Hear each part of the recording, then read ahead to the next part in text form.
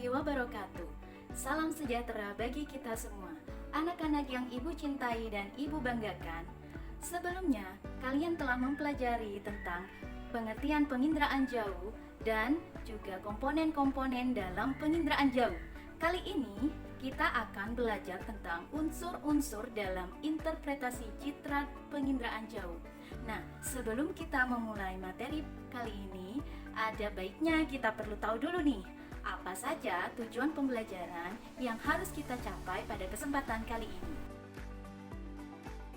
Peserta didik diharapkan mampu menyebutkan unsur-unsur dalam interpretasi citra penginderaan jauh. Yang kedua, peserta didik diharapkan mampu menginterpretasi citra penginderaan jauh sesuai dengan unsur-unsur yang telah dipelajari sebelumnya.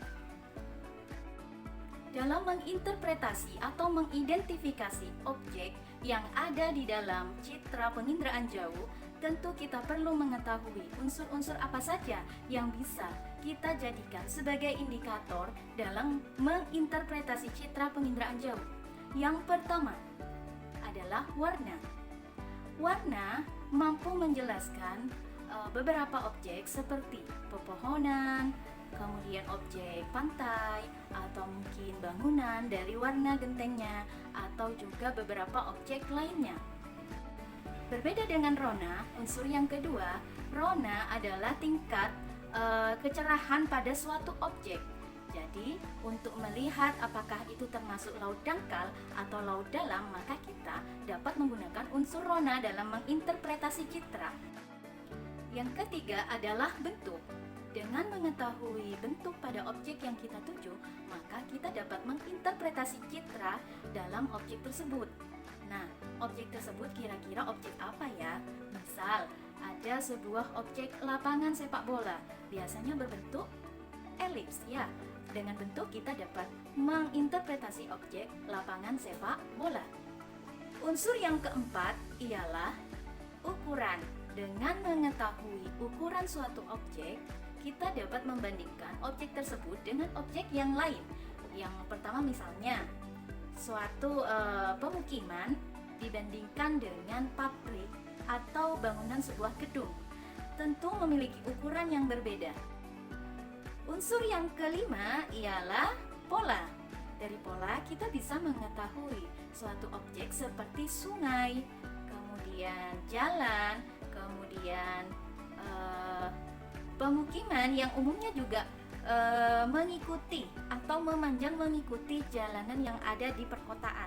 Jadi pola pemukiman di pedesaan dengan perkotaan tentu berbeda. Ketika kita menginterpretasi pemukiman yang ada di perkotaan, tentu polanya memanjang mengikuti jalan. Sementara di pedesaan belum tentu polanya lebih beragam seperti mengelompok dan menyebar di tengah-tengah persawahan. Oke, yang keenam ialah bayangan. Dari bayangan kita bisa mengetahui suatu objek itu tinggi atau tidak. Biasanya objek yang tinggi itu memiliki bayangan ketika pengambilan citra fotonya itu pada saat pagi hari atau sore hari. Melalui bayangan ini kita akan mengetahui apakah pemotretan atau pengambilan citra foto tersebut pada waktu siang hari, pagi hari, ataukah sore hari. Objek yang keenam ialah tekstur. Biasanya dalam citra foto penginderaan jauh, tekstur ini digunakan untuk melihat vegetasi yang tertera dalam citra foto. Misalnya sebuah hutan atau pepohonan ataupun sawah. Biasanya tekstur menunjukkan tingkat kerimbunan dari vegetasi. Yang ketujuh ialah asosiasi. Ketika kita tidak dapat menginterpretasi suatu objek dari bentuk, warna, ukuran, ataupun teksturnya, maka kita juga dapat menggunakan unsur asosiasi. Asosiasi ialah keterikatan suatu objek dengan objek-objek yang lain di sekitarnya. Misalnya, kita menemukan suatu objek seperti bandara. Nah, bandara ini dilihat dari bentuknya tidak dapat diinterpretasi, namun kita dapat mengasosiasikannya dengan kondisi jalanan yang ada di sekitarnya. Biasanya di dekat bandara terdapat landasan pacu yang ukurannya sangat panjang dan sangat lebar. Selain itu, kita juga bisa memperhatikan di sekeliling bandara biasanya jauh dari pemukiman. Kemudian kita juga dapat mengasosiasikan ketika di sekitar bandara terdapat pesawat terbang yang sedang parkir, maka kita dapat menentukan objek tersebut sebagai suatu objek yang bernama bandara. Yang terakhir, yang kesembilan ialah situs atau site.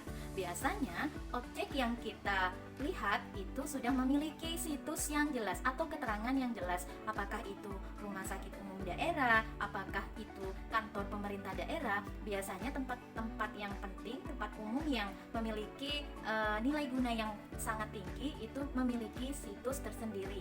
Jadi kita tidak perlu susah-susah dalam menginterpretasi objek yang sudah ada situsnya. Baiklah, demikian paparan materi yang bisa saya sampaikan. Namun sebelumnya mari kita ulangi sekali lagi 9 unsur-unsur dalam interpretasi citra penginderaan jauh.